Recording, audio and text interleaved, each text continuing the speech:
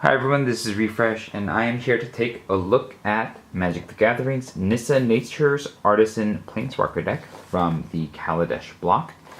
According to the back here, it comes with a ready-to-play 60-card deck featuring a foil premium Nissa Nature's Artisan Planeswalker card, 2 Kaladesh 15-card booster packs, a strategy insert, and a Magic quick reference card. Let's go ahead and take a look at what we have inside. We have a nice little plastic box and the card. Alright, it pops out with a little bit of effort. Nice and foil, but it's a little bent. You have a deck box with Nissa on it. There are the 2 promised Kaladesh booster packs. A quick reference card, which is pretty standard stuff. Gives you a reminder of the different turn sequences and how to read a card and what the card types are. It's probably not useful for enfranchised players, but at the same time, it's really beginning players that this product is aimed at. You also get a guide to how to play the deck. It gives you a little bit of information on learning how to play, what the cards do, a little bit of strategy on how to play the deck, and it appears to be an energy-based deck. It gives you a deck list and a little bit of information on what to do to upgrade the deck from your boosters. And then, a nice spread of artwork. And on the back, you get a little bit more information about Nissa and some advertisements. Looks like it could be a fun deck for casual play. What I'll do is I'll suit this deck up in some sleeves and play it out and get back to you with my thoughts. So I played some games with this deck, and those games you can find in the description box below, and I'm also going to put the sparring match it had with Chandra on a card in the upper right hand corner here that you can click for your convenience. And I actually felt that this deck was pretty good. Taking a look at the curve, you can see that it's a pretty even curve. It doesn't have a lot in the high end, so there's just 1 Aethersquall Ancient at the very top, and then 3 5-drops and 1 6-drop.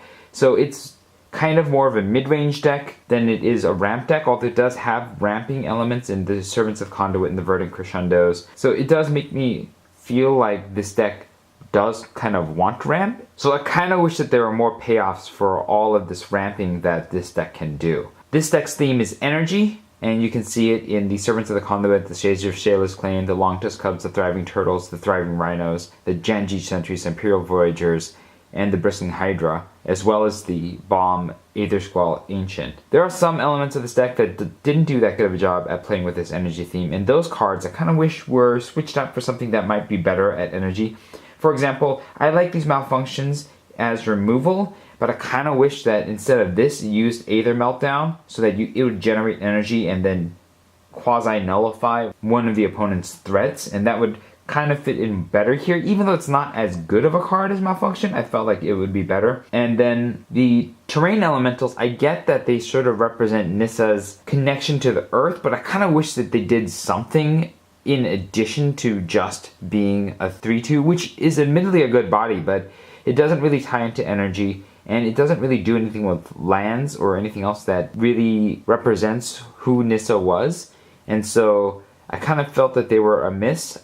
The Guardians of the Great Conduit were a little bit better because they at least have a bonus when Nissa's on the battlefield. Although again, I kind of wish that it wasn't like Vigilance and Reach, but it was something more Nissa-ish in some way. The cards that I do feel like could have found better alternatives include these Arborvax Stumpers, which are quite good and very strong, and it does, make this deck feel powerful, but at the same time, they don't really have much to do with energy or with the Nissa theme, and I kind of wish that that were the case, as well as the Longfin Skywells for the exact same reason. Otherwise, I think this deck comes together pretty well. I appreciate that it only has 23 lands, which is less than its counterpart in Chandra, and part of that, I think, helps you to understand that, these Attune with Aethers are almost acting as lands themselves, as well as energy generation, and so I appreciate that, although I think it got banned in Standard at the time, so it's kind of weird to put that in one of the intro decks. I also felt like Appetite for a Natural, as much as I appreciated that it acts as removal for the Chandra deck, it feels a little weird putting that in the main deck of a intro deck, which may or may not face up against Chandra, but it could be played against who knows what, and it just might end up a dead card in the deck. And so I'm not 100% sold on putting this in the main deck. But aside from that, I felt like this was a pretty good representation of some of what energy can do. The Long-Tusked Cubs are great, powerful creatures, as we found out in Standard. And I felt like this was a bit more fun overall, just because even the creatures that didn't really fit the theme that well, like the terrain elementals or the sky whales or the RVOX dumpers, still had some purpose in the deck in terms of the curve and what they do. And so this was a good amount of fun. If you have any experience with this deck, let me know what your thoughts are about it in the comments below. If you enjoyed this video, hit the like button for me. If you'd like to see more such videos, hit subscribe. Thanks for watching. This is Refresh, and I will see you next time.